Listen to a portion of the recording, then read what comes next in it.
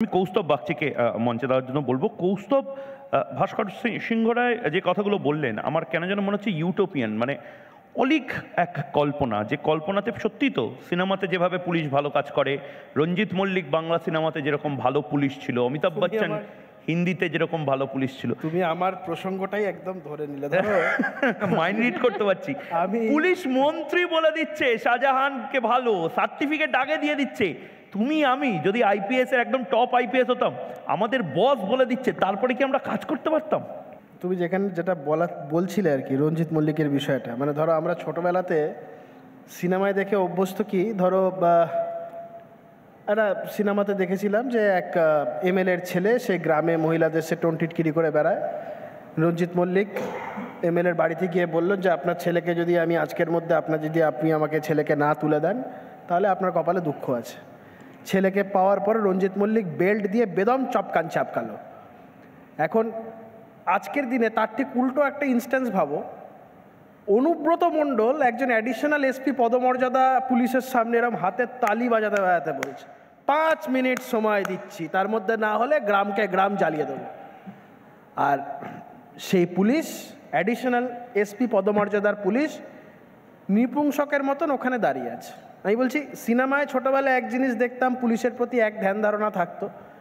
তারপরে ধর আরেকটা খুব সুন্দর সিনেমা আছে শত্রু, ওই রঞ্জিত মল্লিক ছিলেন, আরও অন্যান্য অনেকে ছিলেন। সেখানে একটা ছোট্ট বাচ্চা ছেলে, তার বাবাকে খুন করে দেওয়া হয়েছে, সে পুলিশের কাছে গেছে এবং সেই একটা খুব ইনোসেন্ট একটা ভাবে এই পুলিশ বলে সেই তাকে ডাকা এবং তার কাছে কোথাও একটা সহানুভূতির জায়গা তৈরি হয় এবং পুলিশটি জানে তার বাবা মারা গেছে, তা সত্ত্বেও তার সাথে সহানুভূতির সাথে একটা ব্যবহার করা বা তার দোষীদের শাস্তি দেওয়ার যে চিন্তা ভাবনা। উল্টো দিকটা তুমি দেখো তো সন্দেশখালিতে, এই যেই ধরনের আমরা ঘটনা শুনছি, রাত্রির বেলায় মহিলাদের রাত্রির 12টার সময় পিঠে বানানোর জন্য ডাকা হতো। এখন যেই বাড়ির মহিলাকে রাত্রির 12টার সময় ধরো পিঠে বানাতে ডাকা হয়েছে, তার বাড়িতে ধরো কোনো একটি বাচ্চা, সে হয়তো অবাক হয়ে ভাবছে যে আমার বাড়িতে তার মা কোথায় যাচ্ছে। তার বাবা ধরো কোনো সময় পুলিশের কাছে যখন যাচ্ছে অভিযোগ দায়ের করতে, সেই পুলিশই তাকে বলে দিচ্ছে যাদের কাছে গেছিলেন তাদের কাছে গিয়ে মিটমাট করে নিন। ধরো এই বাস্তব আর সিনেমার মধ্যে ছোটবেলা থেকে যে এত একটা ভয়ঙ্কর তফাৎ হয়ে যাবে বা এই জিনিসগুলোকে যে আগামী দিন আমাদের ভুক্তভোগী হতে হবে, সত্যি আমি বরঞ্চ একজন সাধারণ মানুষ হিসেবে আমরা চাইবো যে সিনেমার জগৎটাই যদি বাস্তবে হতো বোধহয় এই রাজ্যের প্রতি সমাজের প্রতি খুব ভালো হতো, কিন্তু সেটা তো নয়।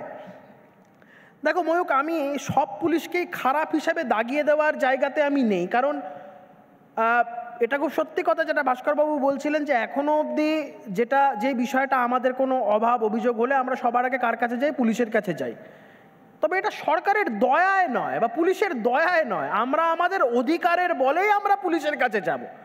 এখন যদি পুলিশের কাছে না গিয়ে, ধরুন ভাস্করবাবু আমাকে মারলো, আমি এখান থেকে রান্নাঘরে গিয়ে একটা বড় বটি এনে ভাস্করবাবুর গলায় চালিয়ে দিলাম, সেটা তো হতে পারে না। তো এটা তো একটা আইনের শাসন হতে পারে না। তো সেই জন্যই পুলিশের কাছে যাওয়া, এবং খুব স্বাভাবিক কারণে মানুষ সেটা করে, আমরাও সেটা করি। কিন্তু আমি এখানে একটা ডিস্টিংশন তোমাকে করব, সেটা হচ্ছে নিচু তলার পুলিশ আর ওপর তলার পুলিশের মধ্যে একটা মারাত্মক তাদের মধ্যে একটা দ্বন্দ্ব আছে। কয়েকদিন আগে পুলিশের ওয়েলফেয়ার অ্যাসোসিয়েশনের একটা প্রোগ্রাম হয়েছিল, সেখানে সব বড় বড় মমতা বন্দ্যোপাধ্যায়, অভিষেক বন্দ্যোপাধ্যায় ছবির কাটিং দিয়ে প্রচুর পুলিশের লোকজনকে বাধ্য করা হয়েছিল সেই মিটিংয়ে যাওয়ার জন্য। আলটিমেটলি ওয়েলফেয়ারের কোনো কথা হয়নি, শুধু সরকারের বন্দনা শুনতে হয়েছে তাদেরকে, আর হচ্ছে গিয়ে খিচুড়ি আর লাবড়া খেয়ে চলে আসতে হয়েছে। আলটিমেটলি আমি যেটা বলছি, এইগুলো ঘটনাগুলো ঘটে যাওয়ার পরে নিচু স্তরের যারা পুলিশের যারা কর্মীরা, তাদের বক্তব্য ছিল যে আমরা ভেবেছিলাম যে আমাদের ডিএ বাড়ানো নিয়ে কথা বলবে, মাইনে বাড়ানো নিয়ে কথা বলবে, পুলিশ রিফর্মসের কথা বলবে, সেগুলো কোনোটা হয়নি। যাই হোক, আমি যে শেষ করবো, এই যে দলদাস কি দলদাস নয়, বা রাজ্যের মানুষের স্বার্থে বা সমাজের স্বার্থে পুলিশ না দলের স্বার্থে, খুব ছোট্ট দুটো উদাহরণ দিচ্ছি। সন্ময়বাবু এখানে বসে আছে, সন্ময়বাবুর বাড়ির কাছেই একজন কাউন্সিলর খুন হয়েছিল। সে খুন হওয়ার পরে এলাকার মানুষের মধ্যে একটা জনরোষ দেখা গেছে। সেখানে পুলিশকে সাধারণ মানুষ বলছে যারা হোগলা বনের মধ্যে দুষ্কৃতীরা লুকিয়ে আছে, পুলিশ বলছে ওরে বাবা আমার তো ভয় লাগে, ওখানে গেলে যদি গুলি করে দেয়। এইদিকে একটা পুলিশ, দ্বিতীয় দিকে আরেকটা পুলিশ হচ্ছে, আমি যখন তপন কান্দুর মামলা করি সেই সময় ঝালদা থানার আইসির ভূমিকা আমি দেখেছিলাম। সে আইসি ঠিক করে দিচ্ছে কে চেয়ারম্যান হবে, কে ভাইস চেয়ারম্যান হবে। ওখানে আইসি ঠিক করে দিচ্ছে যে ওখানে কোন কাউন্সিলর কাকে সমর্থন দেবে। ওখানে আইসি বলে দিচ্ছে যদি একে সমর্থন না দাও তাহলে কিন্তু ফল খারাপ হবে। এবং তপন কান্দুর অভিযোগের, যখন মারা যায় তপন কান্দু, খুন করা হয়, তার অভিযোগপত্রের ছত্রে কিন্তু সেখানেও সেই পুলিশের নাম ছিল। আমি বলছি পুলিশের যে ভূমিকা, একটা দিকে দুষ্কৃতী ধরতে গিয়ে বলছে ওদের কাছে বন্দুক আছে, আমার ভয় লাগে। উল্টো দিকে বিষয়টা যখন বিরোধীদের ক্ষেত্রে, সেখানে বুক ফুলিয়ে পুলিশ ঠিক করে দিচ্ছে যে তাদের আগামী দিনের ভবিষ্যৎ কী হবে। আর এই টপিকটার না খুব একটা বেশি প্রয়োজন লাগে না, কারণ হাইকোর্টের 5 জাজের কনস্টিটিউশনাল বেঞ্চ স্পষ্টভাবে বলে দিয়েছে যে আমরা যে আইনের যারা ছাত্র, ডাইসি রুল অফ ল নিয়ে আমরা এত কথা বলি, আর যাই হোক এই পশ্চিমবঙ্গের আইনের শাসন নেই, এখানে শাসকের আইন, এবং আইনের শাসনকে রক্ষা করার যাদের উপরে এই গুরু দায়িত্বটা ছিল, তারা যেহেতু এই দায়িত্ব থেকে তারা সরে এসেছে, সেই জন্য খুব স্বাভাবিক কারণে এখানে রুল অফ ল নেই, এখানে শাসকের আইন, দি ল অফ দি রুলার এখানেই সেটা চলছে। তো খুব স্বাভাবিক কারণে এই টপিকটা নিয়ে তর্ক বিতর্ক করার কোনো জায়গা নেই, কারণ আমাদের সবার মাথার উপরে কোর্ট যে কথা বলেছে সেটাকেই, বাক্যটাকে মেনে নিয়ে সেই কথার প্রতি সম্মান জানিয়ে আমার মনে হয় না এটাকে নিয়ে আর বিশেষ করে বিতর্ক করার জায়গা।